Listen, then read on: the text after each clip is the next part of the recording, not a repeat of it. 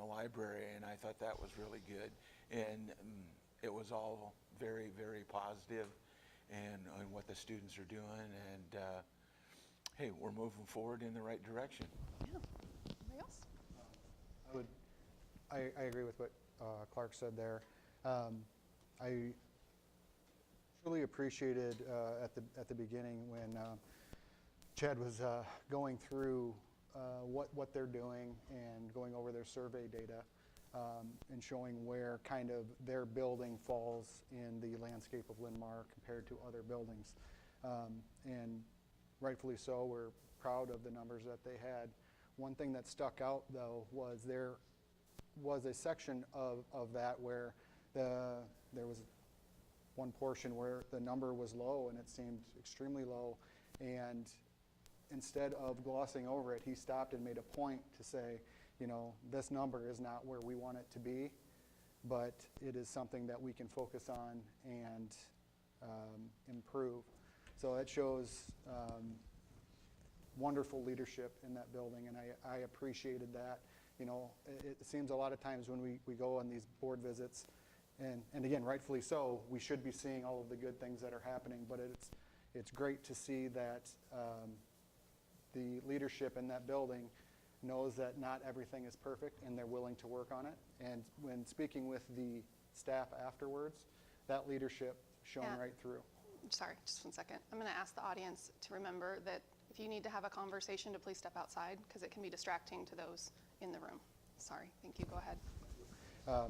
That leadership shone through with the staff there as well.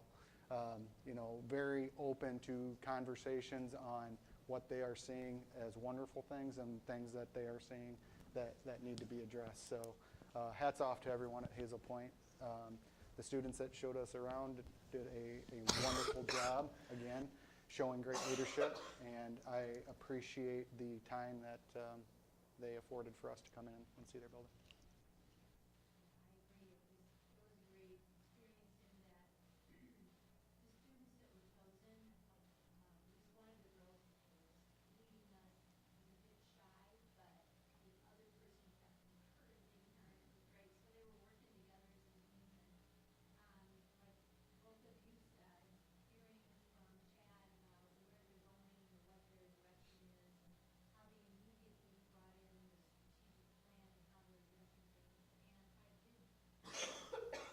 Them for sharing the results, like you said, of the survey of their staff and what was going well, what they were working on, and then to go out and just watch the kids doing the thing.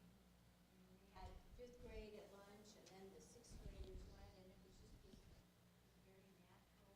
You know, you knew something was happening, but you didn't necessarily, you weren't alarmed by, oh my gosh, there's all these kids, everything was smooth. And talking to the teachers after.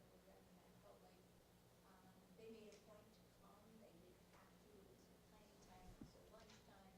They showed up and seemed to be glad we were there. We certainly went. So, you know, it's one of those things that became my favorite on the board was getting to see Linn-Mar in action and see all the good things that are happening. So that is one thing I will truly miss.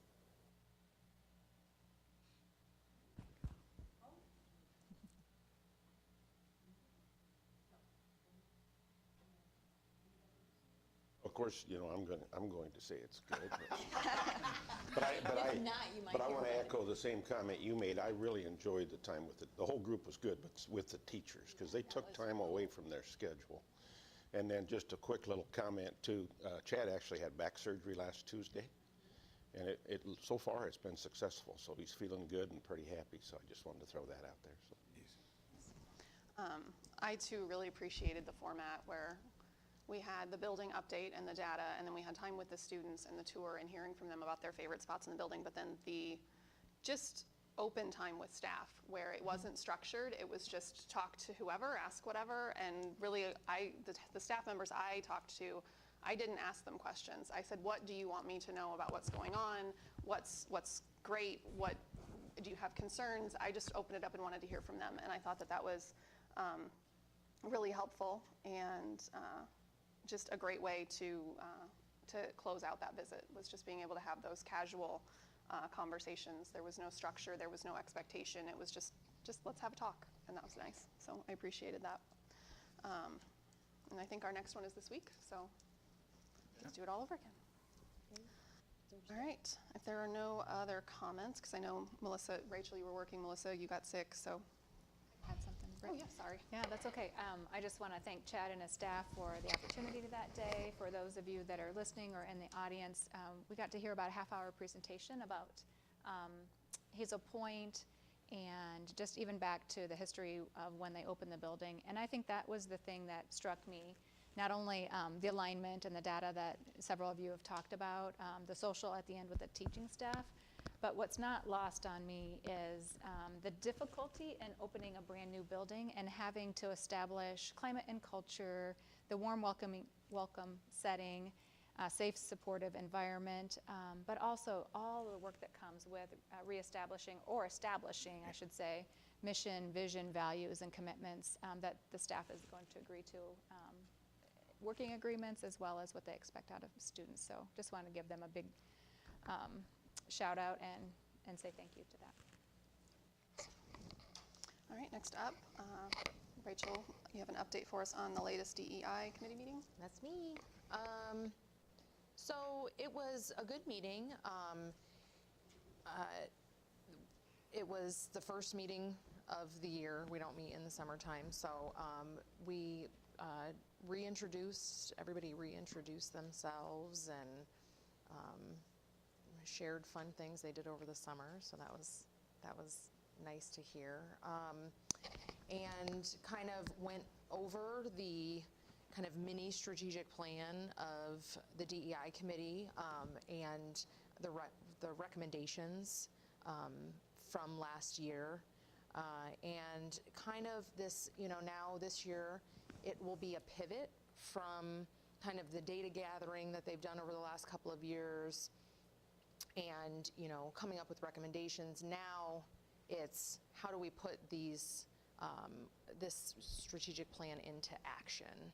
And so there was an opportunity, took some time for each section of the strategic plan, and people shared just kind of thoughts, ideas, things they've heard concerning each of those sections of the strategic plan, which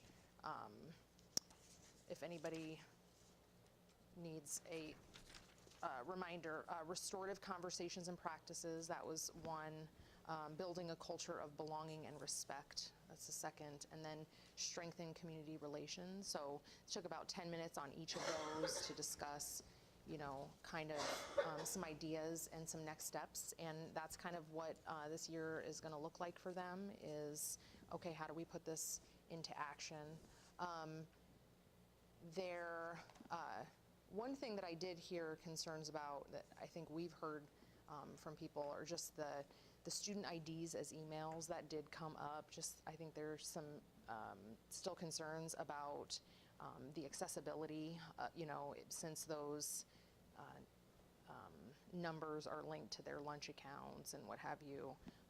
Still some concern there. So, I assume that, we're just going to be keeping an eye on that. The administration is just going to be keeping an eye on that. And, if a change needs to be made, a change will be made.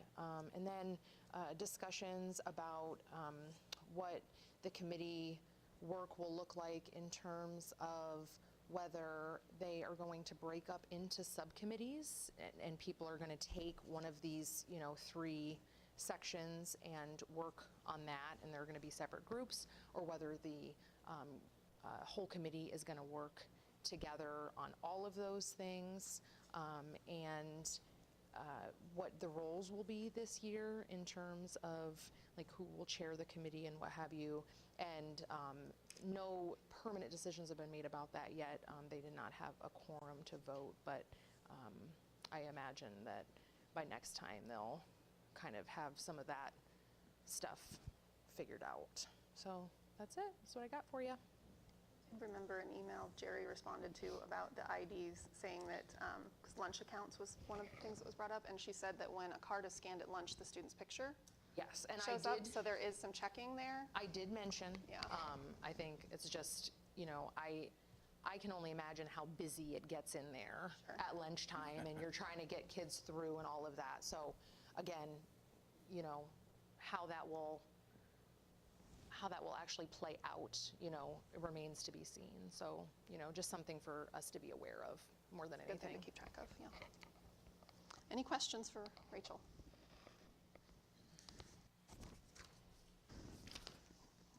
So next up is Policy Committee.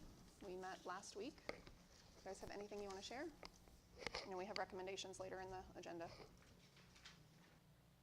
I thought it was a really good meeting. I thought it was organized very, very well.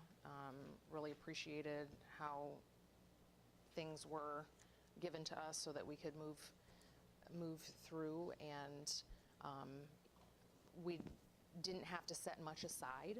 You know, there were, you know, a small handful of things that we said, you know what, we're going to need a little bit more information on this, but for the most part, things looked really good, and you know, I look forward to bringing it to the full board for a vote. I love the way it was organized this time. It was so much easier to follow because it was like what the policy is, what the recommendations, and anything that we needed from the state or from IASB, all of that was right there together. It was like, thank you. So yeah, that made it much easier and much a better flow to it, I think is a good way to put it. And we have a few coming forward, and hopefully.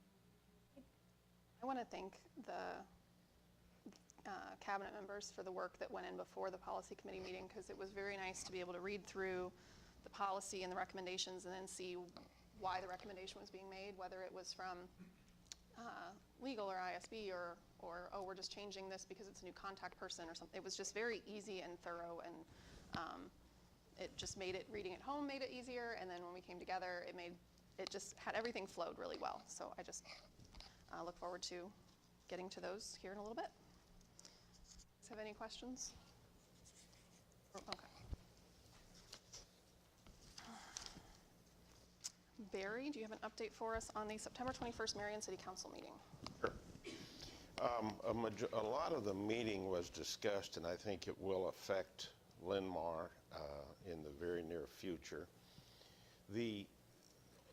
All of a sudden, they're having requests to build on Tower Terrace and a few places like that. And whoever did the planning previously must have dropped the ball because they weren't ready for that. So there's a place coming, there's some properties coming down here. So what they've decided to do, and Mayor Nick right away started with, I think what we have to do is we need to come up with kind of a dream list of what we want to be in those areas, instead of saying, nope, you can't do it. No, you know, we have to have this list. And so basically, I think it's planning and zoning or somebody is going through that process as we speak. And they want to be able to have something immediately because they don't want to lose out on businesses, needless to say. And of course, that benefits our district as well. So I think there's a retail store wanting to come right down here is what really prompted some of that discussion, or right down Tower Terrace here, yeah. So they hope by October the 5th to have all of their stuff back. You'll be going to that meeting, and they'll be having a public hearing that night, which they'll go through that process.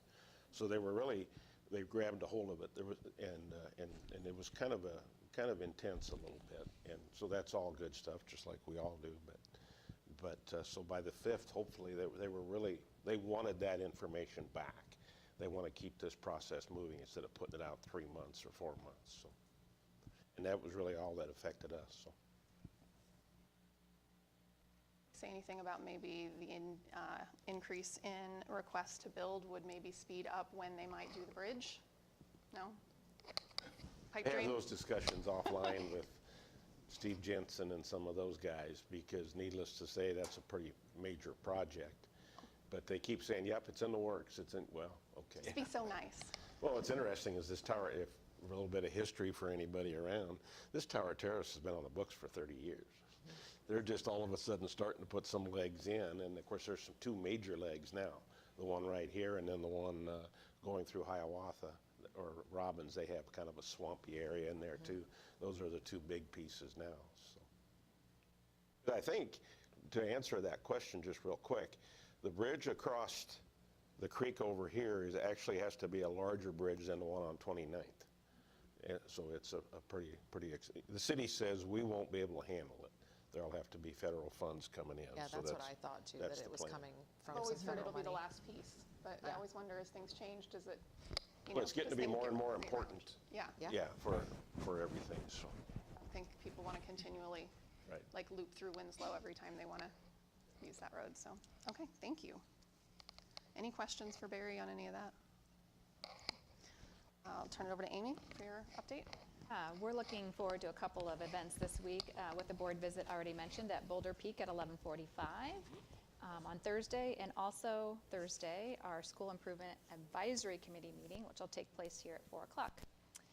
Welcome to Jonathan again, our new CFO, COO, who has officially started today with a bunch of onboarding. We got a little bit of a tour at the district, and we're out at Transportation and O&M, as well as a little bit of a tour at the LRC. Took him by some of our projects that are going on, and just started to fill his brain with a lot of information. So, and in the last few weeks in review, we had a successful week with homecoming, with the parade and the variety of extracurricular events, powder puff, the dance, and Dr. Gustafson shared that there were approximately 1,300 students at the dance. We held our second leadership team meeting of the year, and one of the bigger items that we covered with the team was the district's new strategic plan and how we were going to begin aligning our work to the various goals that are established in that document. Last Thursday, I believe it was, Medco had a bus tour, and a part of that bus tour, they stopped at our new administrative building. And while there's not a ton to see, there's more and more all the time out there. So instead of the participants getting off the bus, we just jumped on the bus and had a little bit of conversation with them about kind of where we'd been with the facilities projects in general, and then information that was specific to that building was shared by Andy Park. And we also introduced Ethan Krigbaum, who I've mentioned here a couple of times, or at least the second time tonight, who was a 2020 Linn-Mar grad. So we're excited for Ethan to be out there as our site superintendent at the new admin building. Last week I attended a couple of meetings in Des Moines. One was the IESB and ISFLIC New Superintendents Conference. That focused on key concepts in Iowa's funding of school districts. You heard me talk about policy committee, but the other Des Moines meeting that I attended was the UEN superintendents meeting. And the highlight of our time together was having a chance to meet the new Iowa Department of Education director, Mackenzie Snow. And we talked to her about the vision for education in Iowa, so that was nice to hear from her. A highlight of my week last week was to get to join the new National Honor Society inductees. I was extremely honored to get to be a speaker that night. There was 87 new members inducted. A few construction updates then. Nothing real new to update around the performance venue or the stadium parking lot. Tennis courts, the trench drain has been installed. They'll do a final civil punch list here coming up. And they are working on the windscreen with a logo on that, and the stormwater system is complete. As far as the new admin building that I was just talking about, foundations and interior, exterior piers are completed. Slab on grade schedules was slated to start on 9/21, weather permitting. Structural steel is set for phase 1, and the east parking paving was to start on 9/21 or 22. Today we held professional learning across the district, and I heard a couple of great comments coming out of the high school, and they had a guest speaker in today talking about students and discipline and just proactive approaches to that. Update. Amy, Questions? can you do the audience a favor and explain what UEN is and who belongs to that? Yeah, so that's the Urban Area Network, and it's, I'm going to get the number wrong, but approximately the largest 20 or 22 schools in the state get together for a variety of purposes. But one, as we have student populations that are larger than most school districts, we have some commonalities in place, which allows us to get together and talk about those kinds of things and issues that we're experiencing in our districts. The other nice thing that UEN offers is they have job-alike meetings throughout the course of the year. So if you're the CFO or business officer, school business official, you might have a meeting a couple of times a year. Our curriculum directors from those schools meet a couple of times a year. So it's a way for them to network, but also to hear about best practices and and ways that they're implementing, recent legislation or laws. So it's a really nice opportunity for us to be part of that group. Thanks. Other questions for Amy on her update? All right, moving on to new business. To approve the 2022-23 fiscal year school budget review committee allowable growth request for the special education deficit in the amount of $5,010,492.40. A motion by Melissa and a second by Sandra. Any discussion? Yeah, I was just looking through that a little bit, and I know this is a discussion that comes up every year, and this number grows every year. One thing I didn't see in there, and I don't know where it is, and I had discussions with Shannon before he left on it, and with Barry a couple times, one with Shannon and one with Barry being on the finance committee. I asked about it. So this is basically the special education deficit that we have to pull out of the general fund every year because we have to fund it. It is required for us to fund this. And when we talk about it every year, we keep being told that we're not getting what we're promised from the federal government. And I think, a few months ago, I had a meeting with our Congresswoman regarding that specifically, and was told, well, that's not really true. When that was written, there is some verbiage there, but it was never promised. So, again, there's a lot of things that we need to do here to advocate for better funding from the federal government. I don't disagree with that one bit. However, I think we're doing a disservice by bringing this every year as this deficit, and I'm wondering why we don't have a line item in our budget for this, because we know it's going to be there every year. One thing, I don't know if it's in the information that we have, because I don't know where it's allocated, is when we were talking about budget cuts this year, part of those budget cuts were of teacher associates. And I was told that those associate positions would transition into, or they would be offered for a special needs associate. So those positions would shift over to that, and then it would be under that special needs budget. Well, to me, that's not a budget cut, because we're still paying for it out of the general fund. So that is something that I asked, and Dave, before he left, I don't have any clear answers on that from him before he left, but I think it's something that we should look at, and we should consider putting in as a line item budget in our budget, because we know we're going to have it every year. So we're not coming in having this, we can have this conversation that we're underfunded. That's true, but we also know that this is going to be here. I think it should be something that we should consider, having a line item budget in our budget for that purpose, and also looking into that. I believe, if I remember correctly, I don't know the number off the top of my head, it was $300,000 or something, moving from a teacher associate to a special needs associate. The $300,000 still comes from the same place. So, I did do research on that, Matt, and I appreciate that. So basically, when you look at it, the special ed has X amount of positions. And we eliminated the positions in our budget cuts. We eliminated those positions. And all of those people had the opportunity. Some of them took early retirement and some came. So we did not move that expense into that budget like you shared, because those positions were always in the special ed, but a lot of them were empty positions at the time. So to say that we moved $300,000 into that it's not 100% true statement. And if somebody else can clarify this, but that's the research that I did. So we didn't make new positions for those people. The fact that the positions were vacant and hadn't been filled. The discussion was that we have associate positions for general education, and we have special education associate positions. The special education associate positions, those are the harder ones to fill. So the decision was that those are the ones we need to fill, because we have to provide these services. We want to fill those. So the general associate positions were the ones that were cut. The special education ones were not added, but some of the people that were associates could have then applied for one of the open special education associate positions. So it's not that we moved them, it's that there were 2 positions in existence, and one from the general fund was cut, and hopefully those people then moved over to those special education positions which were vacant.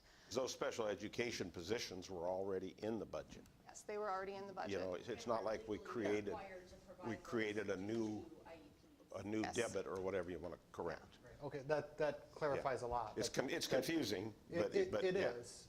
So they were already in our special education budget. Correct. However, if they were not filled, they were not paid out. So that isn't in the balance sheet at the bottom, those dollars were never there. Yeah, but Now they are. a budget is what you expect to spend, and then you work out the budget throughout the year based on the revenues and the expenses. So a budget is an expectation, it's a plan, and it's going to change as the year goes through. The other thing you've mentioned about not doing this way, this isn't us saying we have a $5 million special education.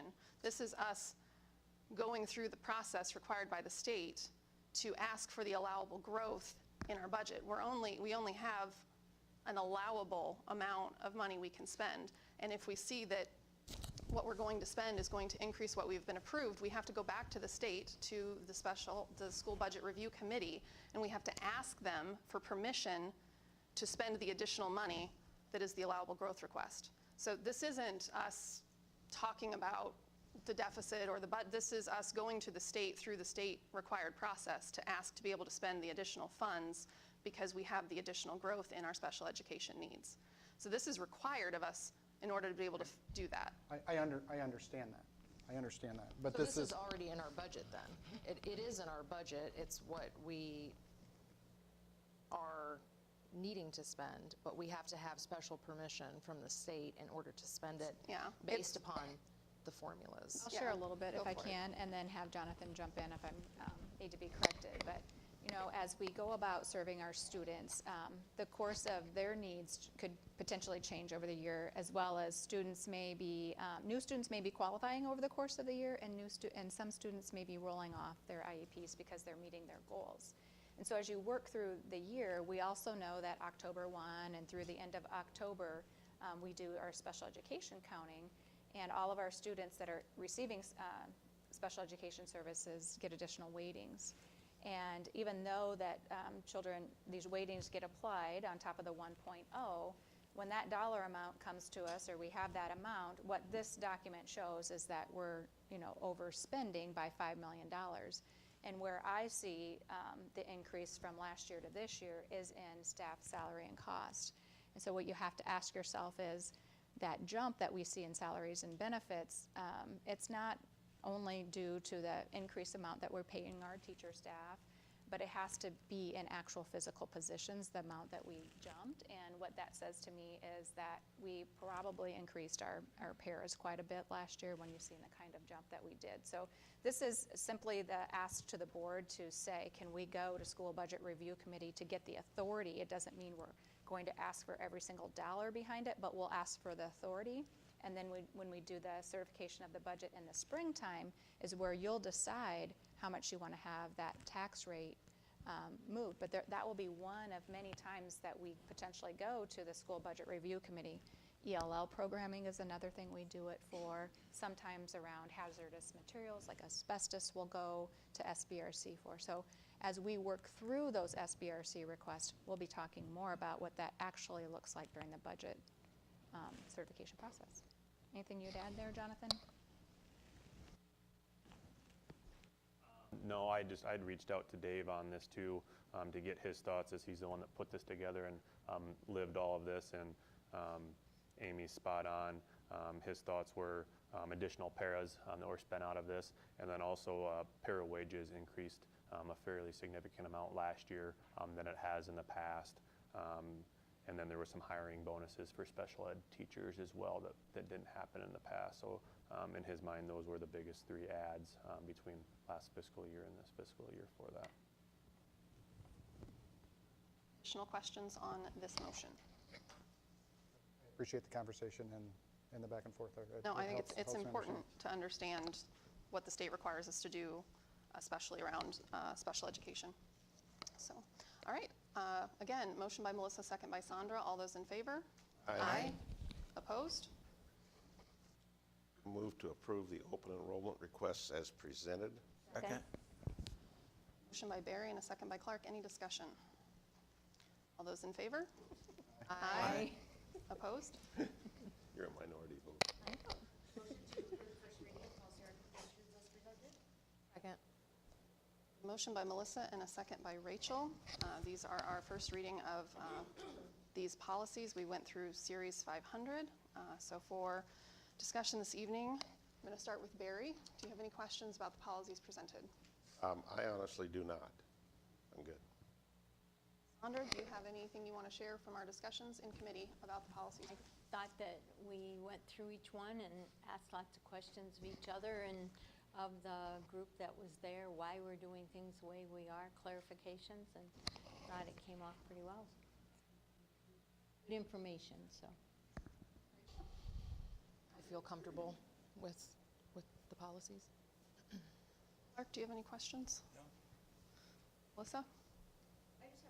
Question, on the policy regarding seclusion and restraint, do we currently have any seclusion rooms within the district?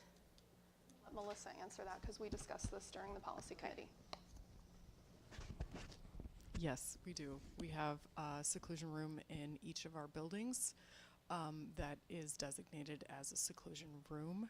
We are in the process of working with Andy Park to ensure that all of those rooms are compliant by 2025 per the most recent Chapter 103 update that came out during the pandemic. We have until 2025 to get those rooms all compliant. What we're finding is space and just addressing the door issues is where we're at. So we've started that work and compiling the list. Is there discussion about elimination of the seclusion rooms as an alternative to making them compliant? We are always training our staff and having conversations about limiting the use if at all possible. It is the absolute last resort that we go to when we need to look at safety for a student or others. Found out that there are buildings that for a long time have not had to use them, so it's not a always go-to. I think. And there's a lot of data collection involved, and that data is being reviewed on a monthly basis by Melissa and her staff and by the building principals. I felt very good about that conversation. She also shared with us that it's usually to protect the student and not protect others. When restraint has to be used, it's to protect them from self-harm. So I felt better about that as well, because we always want to keep students safe. And so yeah, that was part of the conversation we had, absolutely. Some really good best practices that have been implemented in like residential settings that have helped them to completely eliminate those, and so I'd love for us to see us move in that direction. I know that that's a lofty long-term goal, but if residential programs can do it, then schools can do it, I feel like, but I know that that's a lofty long-term goal for us to work toward. Just to follow up, we've taken a lot of the information over the last couple of years and implemented things that came out of the findings that happened in Cedar Rapids, and are working to implement those here to be proactive, to get ahead of that so we can start moving away from lowering those numbers all the time. Thank you. I do have a few questions. I did send a rather lengthy list of questions Friday, and I truly appreciate Amy and your staff getting back to me today with a lot of those. I was not expecting it to have it already today, so I do appreciate that. There are a few follow-up little things that I may have on some of them, but there are a few more substantial ones I think warrant a little bit of discussion. Starting with 504.11R, and talking about the education team and licensed health personnel. I'm a little fuzzy on this licensed health personnel and the role. A few weeks ago, we passed a resolution, and I had concerns with having licensed personnel in the district, and I asked what the intent of those licensed personnel were, and what I was told then was that, you know, the actual intent of that was to help smaller school districts with attendance issues because they don't have the access to, you know, those practitioners close to school. So instead of a half hour being out of school, it's a whole day. So I find it a little bit difficult with knowing that that's the intent on what we're doing with the licensed health personnel. Specifically, I asked about what is in the policy on prescriber, and that's in the policy as a licensed health personnel legally authorized to prescribe special health services and medications. So my concern is what can be prescribed here in... Are any of your questions for discussion tonight different than the Yes. questions that were already answered? Because Yes. I know you got that answer in your email, and we all got that I'm email. almost there. The answer I got doesn't pertain to my question. The answer I got, other than emergency, and I'm going to read the answer that I have. Other than emergency medication listed below, our health staff only administer medications provided to school per parent, guardian, in compliance with the dosage info on the bottle and package. All prescription medications must be in the container per the pharmacy. Our district health associates, school nurses are not authorized to prescribe medications. That isn't what I asked. I asked about the prescribers of these licensed health personnel. Are they our health staff, or are they an outside? Okay, so the answer here doesn't answer my question. The answer is talking about our health staff. I'm talking about the prescriber, which is a licensed, in the last policy it was a licensed physician or nurse practitioner. So I have real concerns with that, with having having those types of staff in our school. Is it for an educational purpose? Because Very top of the policy that some students require special health services in order to participate in their educational program. These students will receive special health services in conjunction with their educational program. So this whole policy is around students that need special health services in order to participate in their educational program. And is that a process you have to go through to be a student that requires this? Is it an IEP in 504? Is there another process that is in place? How do you get to be a student that requires this with oversight? I would Or assume health it would plan. be, Melissa, do you want to help answer that? Be a student with an IEP that has an individual health plan, or a student that has a Section 504 plan. Those are the only students that this would apply to. Yes. And then these licensed practitioners then that we are discussing are not Linn-Mar employees, but an outside entity. The only licensed health professionals that we have on staff that are providing any service to our students are our school nurses, who are all licensed as school nurses. And who is the prescriber designated in the policy? personal physician or personal provider.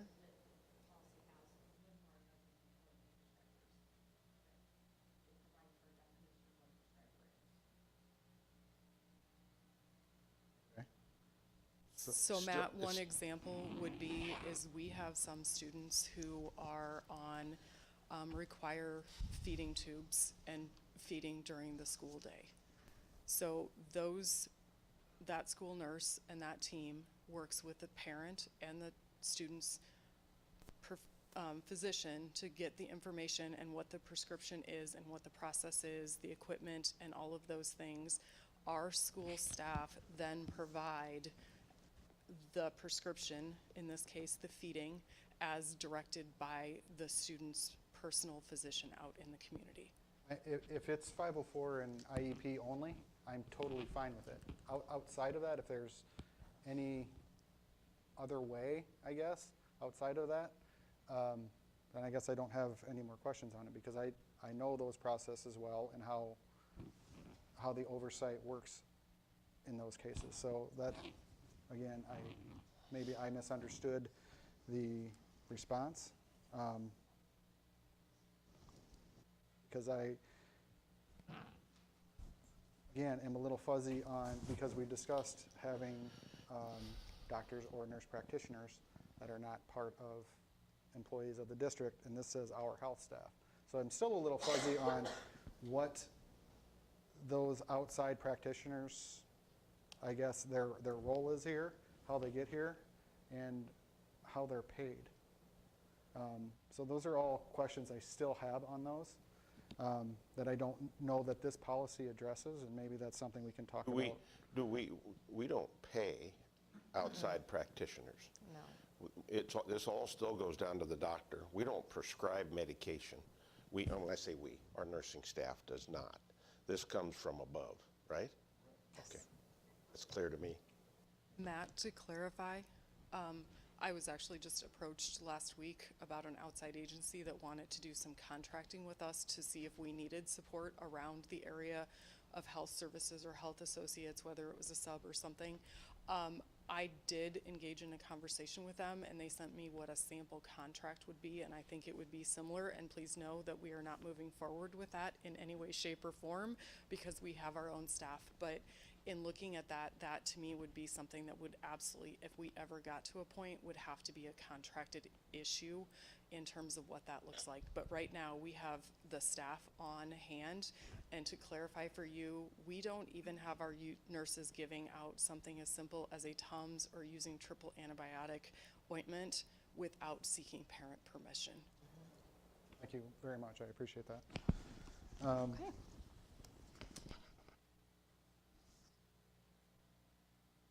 So there's another one here that I asked, this is 505.52R. So we had some discussion in another meeting also regarding abuse and reporting it to DHS, and I gave two examples here that it isn't really clarified if either of those examples would require a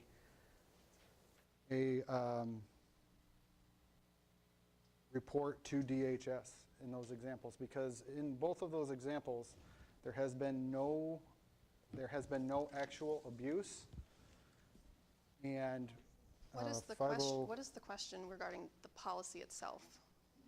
Like, what language in the policy do you have questions on? Let's see, let me find it. I think it was here. Melissa, can you make sure your mic's on? Sorry, they're texting me. Thanks.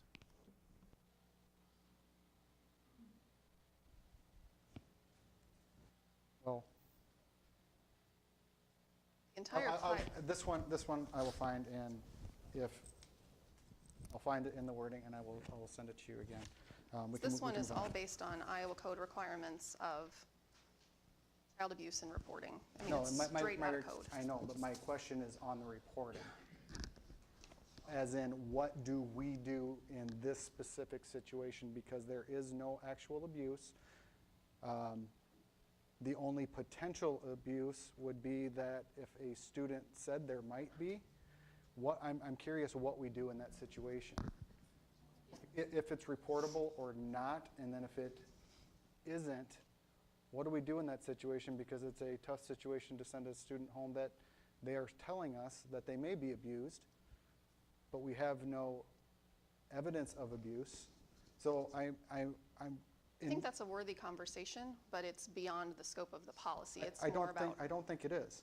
I don't think, and again, I will clarify it, and I will send that one back to you. I can share that for mandatory reporters, even if there's suspicion of abuse or reported abuse, you're mandatorily required to report that, and then it's the DHS's responsibility to investigate that and determine if it's something that they can and will investigate, and whether or not that's a founded charge. It's not our decision as mandatory reporters whether or not that's it's actually happening or not, if that child's actually been abused. That's the way I understand it. And at that point then, the school district is hands off completely as far as handling, investigating? We aren't We don't investigate DHS. charges. I'm just of clarifying. child Yeah, abuse. we are Okay. not DHS. Okay, so if, and that's going to be basically my question on those two examples, is if those are mandatory reportable instances. If it is, then I think my questions are answered. If they're not, then I have more questions. Fair? Because I I'm don't know what assuming, your scenario, I don't know just- what the scenario is. Substance abuse. just a thought, my thoughts are they're all a case by case, and it's still a judgment call. So, everybody, whether they're teachers, whether they're whoever they are, it has to, it's not like they just met this student and 5 minutes later they report it. They know their students, they know who they are, they know their trends, they know, that's my thoughts. I'm not saying that's the correct answer, but I'm just responding to what Melissa said, kind of on the heels of that. Yeah. That makes it not very easily understandable. My point was if a student were to come into, now that I know what we're talking about with practitioners, it alleviates some of that, but comes into a counselor and asks these questions or states these things, that's where I was coming from on it. So we're pretty close there, but I will redefine that question and we can move on from there. I think my last, no, I got two here yet. 505.63, I asked how we're providing notification to parents to comply with this policy. And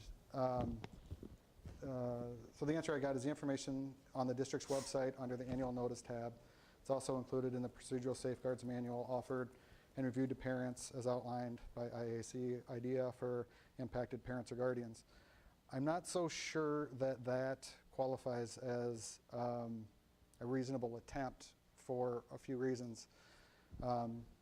Because this information can be shared of students that possibly never attended the district, as in they've open enrolled and never attended the district, that information can still be shared. And I don't think it's reasonable for families to go to a district website that their students have never attended to find this information. There's also the equity piece of it. We found this out when we did online learning. Not everyone has access to internet. And then also students that left the district for the same reason. How is it reasonable for us to think that parents will go back to the district that they no longer attend to look up on their website to find this information every year? So I think we need to look at that and revamp that notification process. That's a suggestion I have. I Why feel would we pretty need to confident that we're notify in a family compliance that's with the never law. attended? If you read the code, anyone that is open enrolled, that information is still there and can be sent. Wouldn't be any information to send, would there? No. If they've never attended our district, there wouldn't be anything to send. Especially now that they don't have to ask our permission to leave, and there's no paperwork. Okay, well, if that's the case, there's still the two other, where students that were here and left the district, that information could still be, it's still in the system, and the students without internet access. There is no way for those families to get this information. We are in compliance with the law. What's your last question? Let's see. So this is a suggestion. Actually, there's two suggestions here. This is in the 505.7.3.a to adding language, including but not limited to, when we're talking about programs for getting parents involved. This policy is regarding parent involvement. I don't think that the intent of this was to limit it to just junior achievement and building volunteers, but I think it would be wise to put including but not limited to, so we can add more. It says such as. Those were just examples of the ways that, and it was eliminating programs that are no longer utilized. Those were just examples of ways, not limiting to those ways. Fair enough. And then the last one, suggestion is, how do we get people in the community, parents, whatever it is, to be involved in policy committee discussions so parents know what's going on and can be part of what we're doing here? I think that would be a huge step for us to take in bringing some trust back to the district. I'll have to think about that and look at policy is one of those committees that we're required to have, so we'll have to look at what that looks like. Great. I have a motion by Melissa and a second by Rachel. All those in favor of approving the first reading of policy? Aye. Opposed? Aye. I'd Motion? like to make a motion to approve the consent agenda as presented. Second. Motion by Clark and a second by Melissa. Any discussion?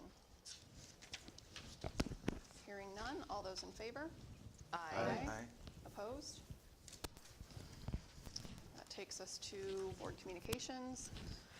As mentioned several times today, we have our visit to Boulder Peak this Thursday. Note the 11:45 start time. SIAC is meeting, and then we get into October. Thank you, Barry, for already confirming with Rachel that she can still do the Marion City Council meeting. Reminder. That's my personal calendar over there, my assistant. All right. And then Matt, can you still do October 19th? Yep. Okay. Just a reminder, on October 18th, we will have Lion Learning at 6 p.m. and we'll be going over the strategic plan. At the next board meeting, we can talk about which board members will be available to attend that event. How many do you want there? 3? If we do more than 3, it's a quorum, so just 3 of us. So we'll talk about that next time. And then mark your calendars, October 12th is our board visit to Oak Ridge.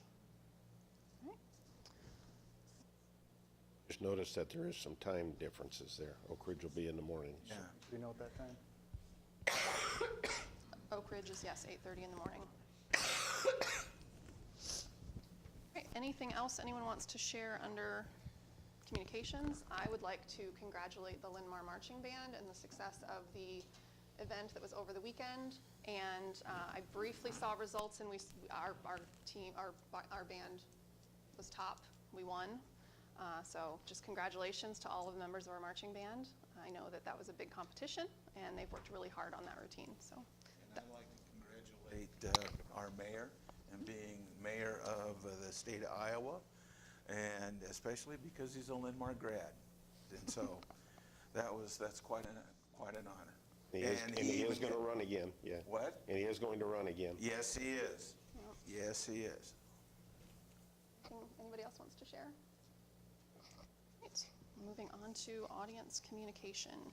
At this time, I will call up those who have signed up to speak in order of sign up.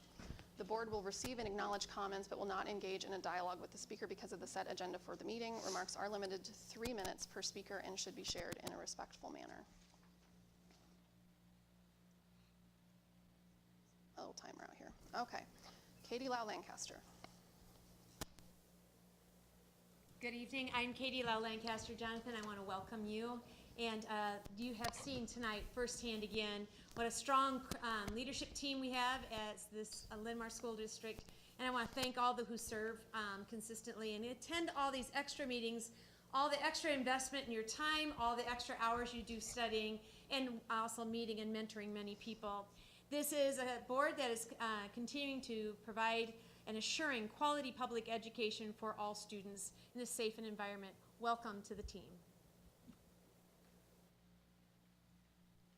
Mary Jo Carlson.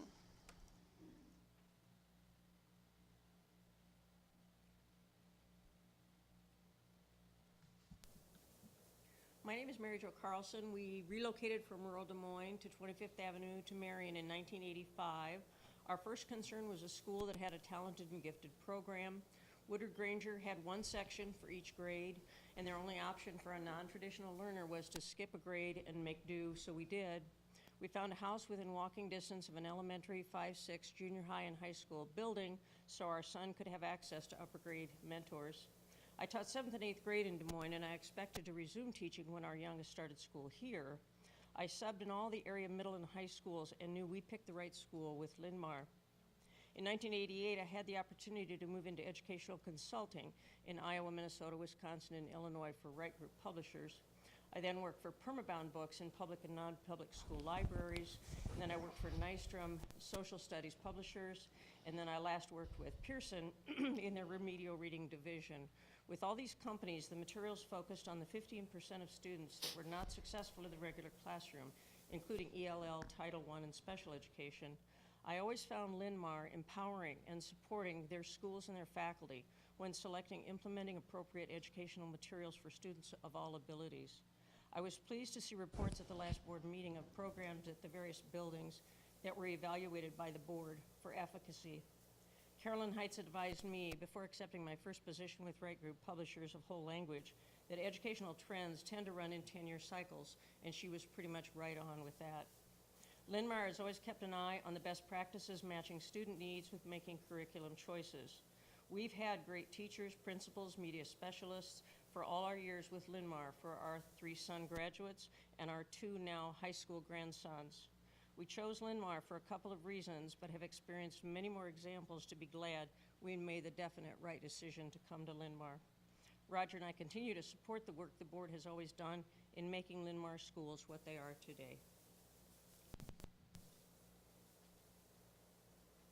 Need to bow?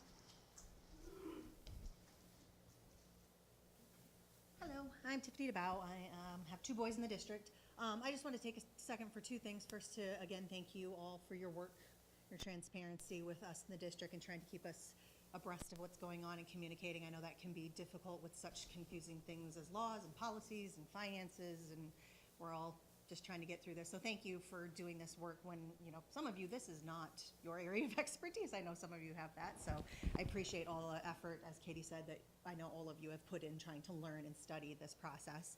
I did want to talk about the special ed funding, just with that huge deficit that's incredibly disappointing, and I know that that's not anything anybody can control really here, but you mentioned you're in conversation with the Congresswoman and that she says that's not quite right.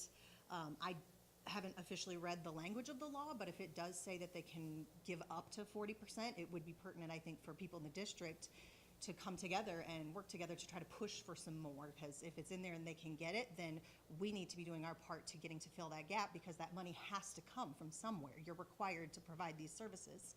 And if we don't have the money to do what the government is requiring you to do, then it has to come from somewhere else. So perhaps if you can get clarification from the Congresswoman on what she means by the fact that that's not true, if it's in the law, so we know what she's talking about, and come together as a community effort to try to get people in the district involved in helping reach out to these people that make these decisions and provide our help, because you can only do so much from your seat. So maybe that might be something to brainstorm as a community effort to call us all in on. So thank you.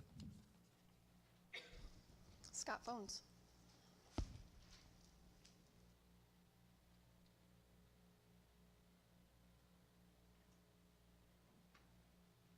Good evening, members. I'm here to tender an invitation to all of you for the reintroduction of the Marion Chautauqua. The first session is going to be October 19th. It'll be the Marion Library. I will follow up with an email and a flyer. Now, if you know what a Chautauqua is, you're already ahead of the game, and you're ahead of me because I had to look it up. What this is an adult education seminar that existed in the late 19th and early 20th centuries, before radio, before television, in which people only got news from really a couple of sources: letters that were sent to them or the newspaper. Chautauquas were events that typically occurred in the summertime. They were 3 to 5 to 7 days, and there were a whole series of sessions. And speakers came in and provided input and background to rural citizens. We're doing that again because what I'm seeing is a growing gap in understanding, and at least for me personally, American history. So this Chautauqua has a theme. There'll be 5 sessions, 1 each month, and this is on the founding of the United States. It's going to explode some myths, and it's going to challenge some of the ideas that we have about what the founding of the United States was. I hope you all will attend, and as I said, I will follow up with a pamphlet. Thank you all very much for your service. Justin Foss. Good evening, school board. The last 2 weeks has been a lot of fun in the Foss household with 2 students here in the district. I was lucky enough to volunteer as a member of the chain gang for middle school football at the 7th grade level over at Excelsior, and was able to watch a volleyball match here at the high school, as well as attend a varsity football game and the band competition just this over the weekend here at the stadium. I graduated personally 25 years ago from a very large district in Minnesota. I understand the needs of a large district versus a smaller district. And being in Iowa now for 20 years, I've seen a lot of the smaller districts, and I've seen some of the larger districts. And we have a lot of folks from the smaller communities move to the larger communities and wonder, why is it different than what I grew up with as a small district? And the needs are different. Sometimes it's really good to hear from the outside, to hear some context. That's what I bring today a little bit. At each of the events that I went to, I heard multiple times from families, both here at Linn-Mar and from the visiting communities, and especially at the band competition, where we had bands from Norwalk, bands from far south, far western side of the state, very small communities. 1A bands played, 4A bands played. And what I heard from many, many parents and students was how thoughtful and appreciative they were of what Linn-Mar has done to invest in its facilities and to make them great for our students and great for our community.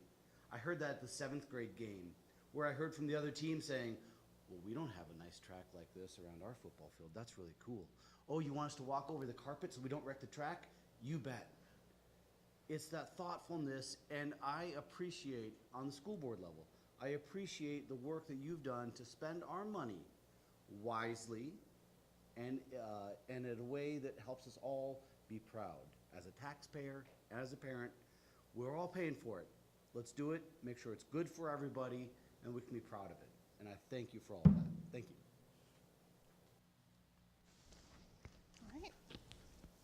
That ends audience communication. I would take a motion to adjourn at 6:05. At 6:05 p.m. I'm going to sit here and make Melissa wait. She's too eager. No, I have a motion by Barry and a second by Melissa. All those in favor? Aye. Aye. Opposed? Thanks, guys. Have a great night.